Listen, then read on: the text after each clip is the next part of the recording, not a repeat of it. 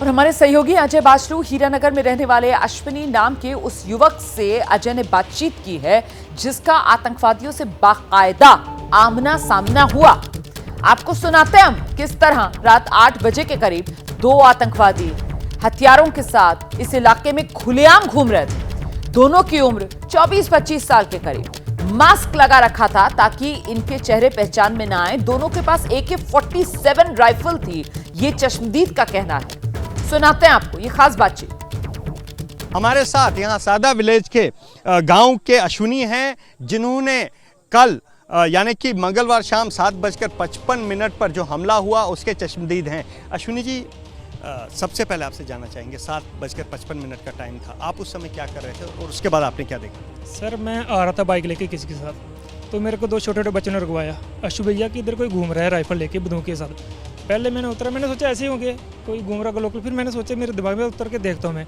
जब मैंने देखा तो मेरे को मतलब कि बाहर के आदमी लगे वो। जब मैंने ध्यान से देखा, उनके पास काले कपड़े पहने थे, बैग था, मुंह पे मास्क लगाया था और राइफल थी। जब मैंने राइफल को ध्यान से देखा कि AK-47, फिर मैं उधर से आ गया, मतलब पीछे पीछे खिसका और चलाया फिर जोर से कि अंदर घुस जाओ कि ये मिलिटेंट आ गए हैं। और उन्होंने मेरे को बुलाया, भाई इधर आ, मेरे को पानी पिला दे, भाई बात सुना, इधर आओ, मुझे पानी पिलाओ। उन्होंने मेरे को बुलाया। उसके बाद फिर मैंने चलाया, फिर लोगों की दुकानें बंद करवा दी, जल्दी से बंद करो। लोग जहाँ पे था वहाँ जहाँ थे वहीं पे घुस गए वो, कोई दुकान पे, कोई घर पे, यहीं पे था। रात को ही एक दूसरे के घर पे ही रहे वो। फिर उसके बाद उन्होंने 2 मिनट के बाद उन्होंने फायरिंग कर दी। कम से कम अभी 20-25 राउंड फायर किए होंगे मेरे हिसाब से। फिर एक लड़का था, हमारे घर का चाचे लगते हैं, उनको इंजर्ड हो गए वो। ओमकार नाम, ओमकार योगा असली पर ऐसे जला बोलते हैं उनके अपने गाँव का नाम, जो लाडा नाम। वो इंजर्ड हो गए। फिर उनको हॉस्पिटल में पहुंचाया, पुलिस वालों ने आए, मौके पे आते। फिर अपने DDC हैं जो अभिनंदन शर्मा जी, इनसे बात की मैंने फ़ोन पे। इन्होंने फिर पुलिस को कॉन्टैक्ट किया, फिर पुलिस आ गई। फिर उनको मैं लोकेशन सेंड की कहाँ पे है, फिर उनको लोकेशन पूरी सेंड की। फिर वो पहुँच गए इधर मौके पे।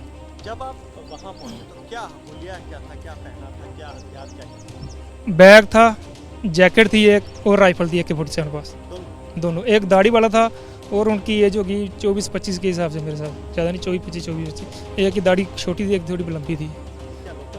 नहीं, लोकल नहीं थे सर। लोकल होते AK-47 थोड़ी रखते, बाहर के थे। दाढ़ी होती है, अपनी लाइसेंस ही होती, जो भी होता है लोकल होता। इतना बड़ा हथियार कौन लेके घूम रहा है? वो भी बोल रहे हैं पानी, और लोकल होता है मांग, खुद आ जाते पानी मांग लिए। ऐसे थोड़ी बोलते कि हमको पानी पिलाओ। भाई मेरी बात सुनो। और हमारे गाँव का एक लड़के को, बुजुर्ग हैं, चाचा ही लगते हैं, उनको उन्होंने पकड़ा था उधर। वो भी घूमने गए थे उधर खड़ में, नाले में, तो उसको भी पकड़ा, उसको भी गला गुला दबाया कि हमको पानी पिला, ओए पानी लेके आ। वो घर पे आया था, उसने पता नहीं बताया नहीं बताया, उन्होंने बाद में बोला कि मिलिटेंट थे वो। उसको भाषा से आपको क्या लग रहा था? सर, भाषा हिंदी बोल रहे थे वो भी। तो हाँ भाई बात सुनना यार, पानी पिला यार, ऐसे ही बोल रहे वो। हाँ, ऐसी बात कर रहे थे। फिर एक तो उधर मुठभेड़ में मारा गया, फिर एक भाग गया था। वो उसने सुबह 3 बजे फायरिंग कर दी है।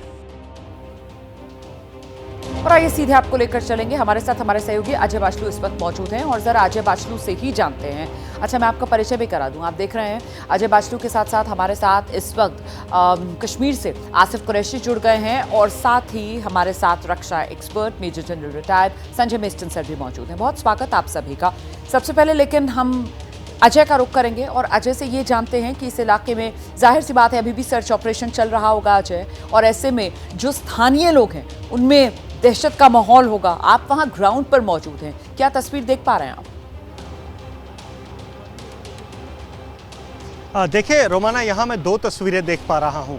एक तरफ जहाँ पर सुरक्षा बल जो है उन्होंने पूरे इस गांव को रात भर से घेर रखा है, और आज जैसे ही सुबह 5, सवा 5 बजे पहली लाइट आई, थोड़ी सी रोशनी हुई, तो मेरे अपने कैमरामैन से कहूँगा आपको मेरे दाहिने तरफ का इलाका दिखाएं।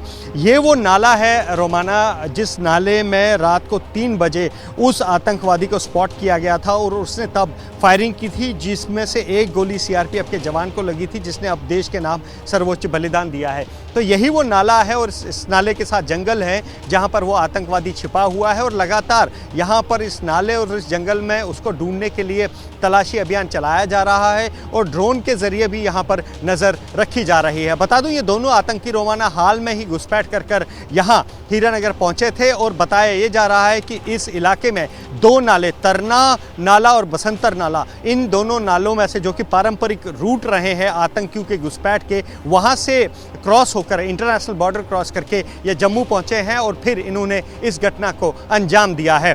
फिलहाल दूसरा सवाल आपका रोमाना, यहाँ पर लोगों में गुस्सा है पाकिस्तान के खिलाफ, यहाँ पर लोगों में जो है जोश है अपनी सेना को लेकर, जो कल रात से यहाँ पर उन आतंकियों को ढूंढने में लगातार प्रयास कर रही है। यहाँ के लोग सेना के जज्बे को सलाम कर रहे हैं जिन्होंने एक आतंकवादी को मौत के घाट उतारा, और यहाँ के लोगों को इंतजार है बस इस बात का कि कब ये खुशखबरी आए कि दूसरी आतंकी को भी मार गिराया गया है, तो तब ये लोग चैन की सांस लें। और यहाँ पर जितने भी लोग हमारे साथ, जैसे कोई और अपडेट होगा फौरन दर्शकों तक पहुंचाएंगे। और इस बीच जरा जल्दी से आसिफ का रुख करें, उससे पहले जनरल मेस्टन के पास मैं आपको लेकर चलती हूँ। जनरल मेस्टन, मेरा सवाल, सर सुन पा रहे हैं आप मुझे? जी, मेरा सवाल आपसे ये है सर कि पहले रियासी, फिर कठुआ और उसके बाद डोडा, और जो अभी तक डिटेल्स सामने आ रही हैं, इससे कोई पैटर्न आप रीड कर पा रहे हैं क्या सर?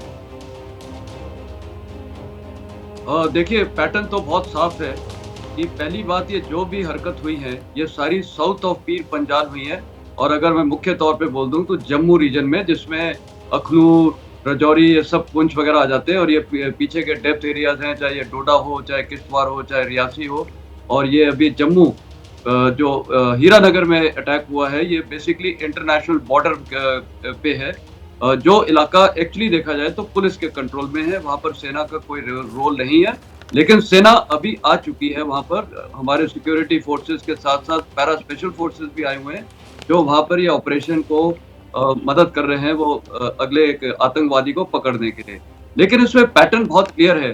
देखिए, 3 दिन के अंदर 3 हरकतें, 3 अटैक्स, पूरा south of Pir Panjal.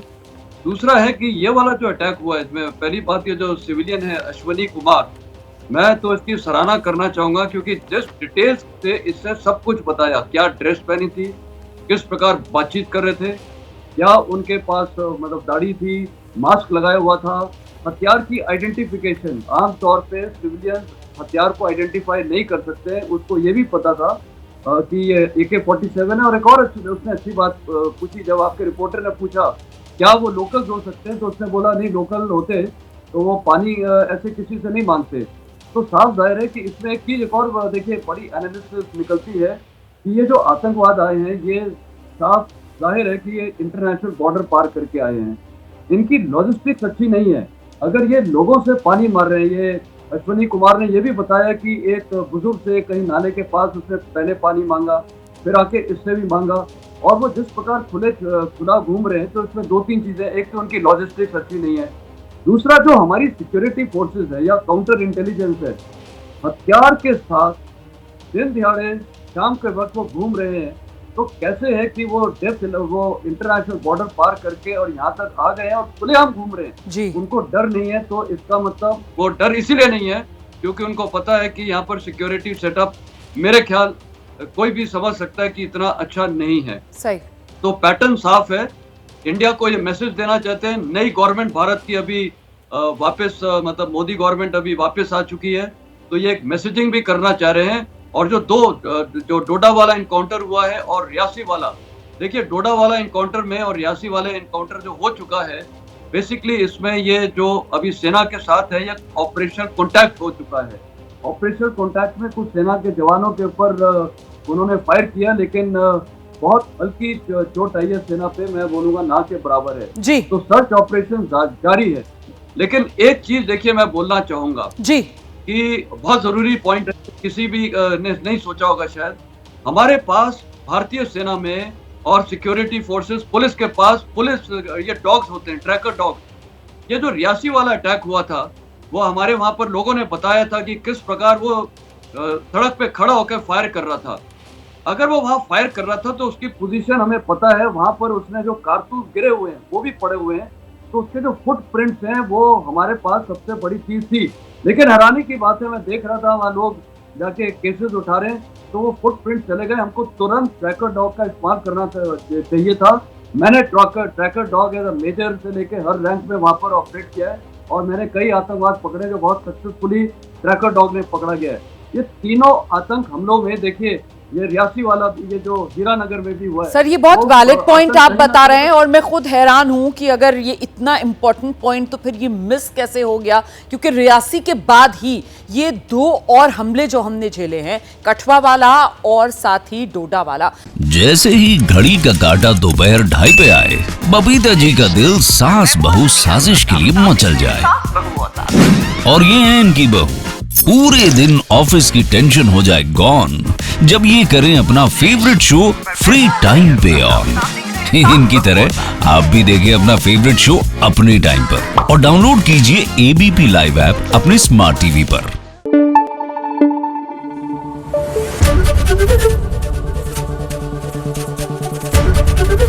ABP news आपको रखे आगे।